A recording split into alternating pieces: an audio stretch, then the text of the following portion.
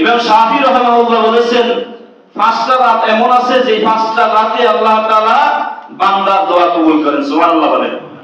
তার মধ্যে 1 নম্বর হলো জুমার রাত। কিসের রাত?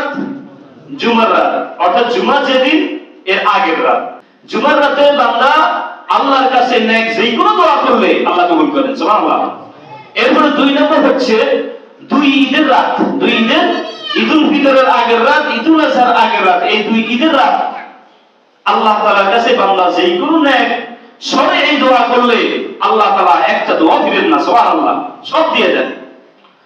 এরপরে 4 নম্বর হলো এই অর্ধ শাবান বা মধ্য শাবানের রাত্রি, মধ্য শাবানের রাত্রি, এই রাত্রিতে বান্দা আল্লাহ তাআলার কাছে সরুই নেক যে কোনো দোয়া করলে আল্লাহ তাআলা বান্দার হাত খালি হাতে দিবেন না। সুবহানাল্লাহ। আর 5 নম্বর হচ্ছে রজবের প্রথম রাত। রজবের প্রথম রাত। রজব কার মাস? আল্লাহর মাস।